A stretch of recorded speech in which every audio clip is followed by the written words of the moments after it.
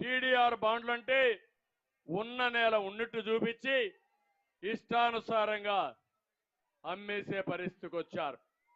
ఈ వైఎస్ఆర్ కాంగ్రెస్ పార్టీని చూస్తే ప్రతి ఒక్క స్కీమ్ కూడా ఒక స్కామ్. అది మద్యపాన నిషేధం ఒక పెద్ద స్కామ్. జే బ్రాండ్ల కోసం ఉచిత ఇసుక ఇస్తా ఉంటే ఇసుక విధానం ఒక పెద్ద స్కామ్. ఇక్కడ ఒక మంత్రి ఉన్నాడు, పాపాల పెద్దిరెడ్డి.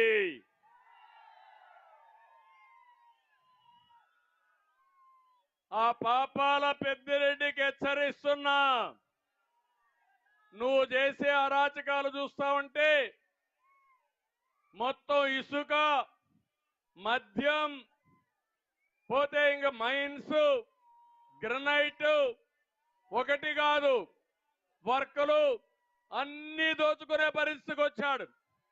ఎమ్మెల్యేలు వీళ్ళే, మంత్రులు వీళ్ళే, కాంట్రాక్టర్లు వీళ్ళే, స్మగ్లర్స్ వీళ్ళే, దొంగలు వీళ్ళే.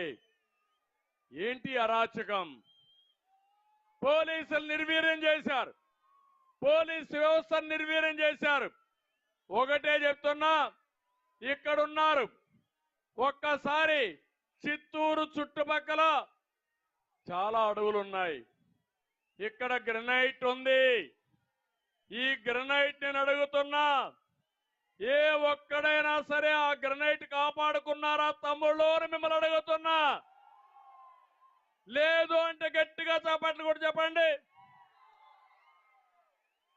ఆ గ్రనైట్ ఓనర్లందరూ ఈ పాపాల పెద్దిరెడ్డికి కప్పం కడుతున్నారు, అవునా కాదా అని మిమ్మల్ని అడుగుతున్నా. అంటే శివశక్తికి డైరీ పాలు కూడా పోయాలి, అక్కడ కూడా డబ్బులు ఇవ్వరు. మ్యాంగో గార్డెన్లు ఉంటే అందులో కూడా పల్ప్ అంతా ఆయనకే ఇవ్వాలి, అక్కడ కూడా తక్కువ ధర ఇస్తాడు. ఈ జిల్లాను దోచేసినటువంటి వ్యక్తి పాపాల పెద్దిరెడ్డి. నెలకొకసారి 15 రోజులకు ఒకసారి కుప్పం వెళ్తాడు కప్పం కోసం.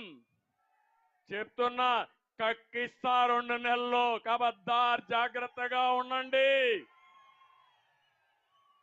మీరు చేసిన అక్రమాల్ని, మీరు చేసిన అవినీతిని, మీరు చేసిన దౌర్జన్యాల్ని గుర్తుపెట్టుకుంటా. అంగళ్ళలో 600 మంది పైన మా కార్యకర్తల పైన కేసు పెడతావా నువ్వు? చేయన తప్పులకు కేసు పెడతావా నువ్వు? నేను అనుకుంటే 6000 కేసు పెడతా, 60,000 కేసులు పెడతా, నీ కథ తేలస్తా. 22 సంవత్సరాలు తెలుగుదేశం పార్టీ గాని ఆలోచించుంటే మిమ్మల్ని వదిలిపెట్టేవాళ్ళం అని చెప్పి నేను అడుగుతున్నా, ఉండేవాడు అని అడుగుతున్నా. అందుకే న్యాయాన్ని, ధర్మాన్ని కాపాడుతాం.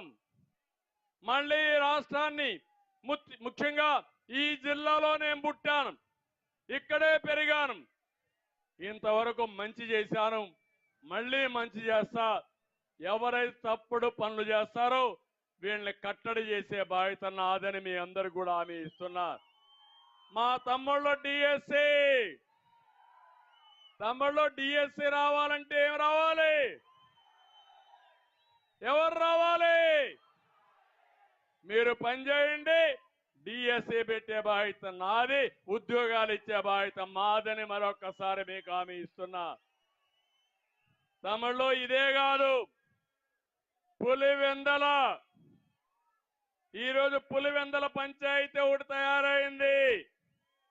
మీ అందరికీ ఒక్కసారి గుర్తుపెట్టుకోండి, గుర్తు తెచ్చుకోండి.